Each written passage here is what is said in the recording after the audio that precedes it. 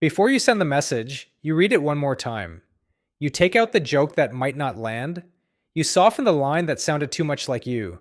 By the time you press send, it is clean, and it could have come from anyone. That small edit is the most constant work you do, not your job. The other job, the quiet, all day labor of sanding yourself down so that no one sees the parts you've already decided are wrong. You've been doing it so long you no longer feel it as effort. The flinch before you speak, the second draft of your own face, the instinct to round off whatever is sharp in you before it can catch on someone else. And here's the thought you've never quite let finish. The thing you keep hiding might be the only part of you that was ever entirely your own. Look at what the hiding was for. For most of your life, smoothing yourself down was the intelligent move. Polish was the price of being taken seriously. The flawless version got the job, kept the trust, got to stay in the room. But something shifted under your feet while you were perfecting your surface. Flawless stopped being rare. A machine will now write you a clean paragraph, a competent design, a correct and pleasant answer, in seconds for nothing. Frictionless competence used to be the prize. Quietly, it became the floor. And when the perfect version is free and endless, being perfect no longer makes you stand out. It makes you vanish. Sit with that for a second. The exact quality you spent years buying with your anxiety, the seamless, professional, unobjectionable finish, is now the quality that makes you indistinguishable from 1,000 others, from the machine itself. So ask, what is actually left? What is the one thing that can't be generated, averaged, scraped, or smoothed back into the standard shape? It's the part of you that doesn't fit. The specific way you are difficult. The obsession nobody asked you for. The grief you keep working around. The deficiency you would never put on a resume. That is the single piece of you with no copy anywhere on earth. An average is built by deleting the outliers. You have spent your life trying to be the average, which means you have spent your life trying to delete the only thing about you that isn't already everywhere. Here's the part that's hard to swallow. The flaw you're ashamed of is not noise sitting on top of your voice. It is the shape of your voice. The reason a particular writer sounds like no one else is usually the same reason an editor once told them to tone it down. The thing that makes a singer recognizable in 3 notes is often the imperfection, the rasp, the break, the odd bent vowel that a more correct singer would have trained out years ago. What people connect to is never the polish. It's the texture, the grain, the evidence that a real, specific, slightly broken person was actually here.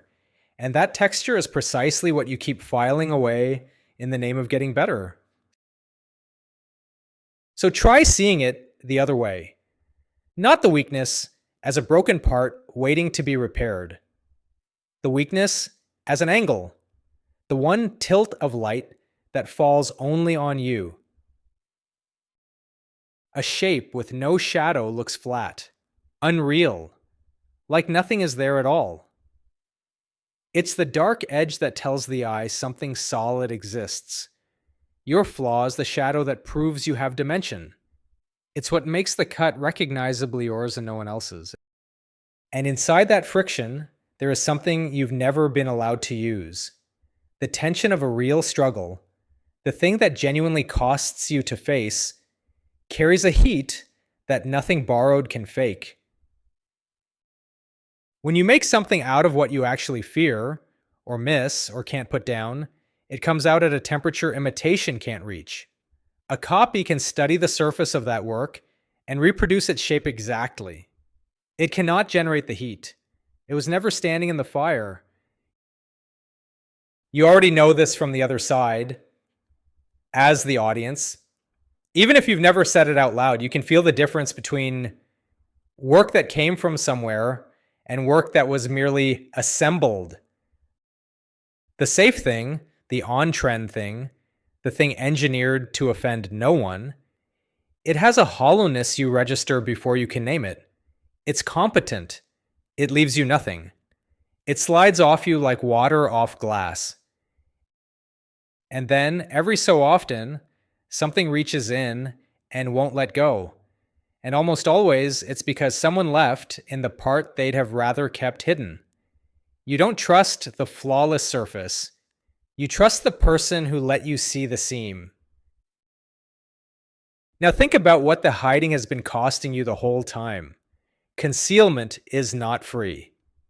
Policing your own edges takes an enormous, invisible amount of you. A low background hum of vigilance running under every room you enter. Some part of you is permanently on watch, making sure the wrong thing doesn't show. That is attention. That is energy. That is the exact fuel the work needed, spent instead on a private security detail standing guard over your insecurities. Call off the patrol and something comes back. Not only the energy, the connection too. The transparency you spent so long dreading turns out to be the thing that builds trust in the first place. No perfect facade has ever earned in a year what one honest crack earns in a moment. This is the turn the whole thing has been circling. Your history, your quirks, the particular way you are hard to deal with, the strange road that delivered you here, none of that is the stuff to edit out before the work is fit to be seen.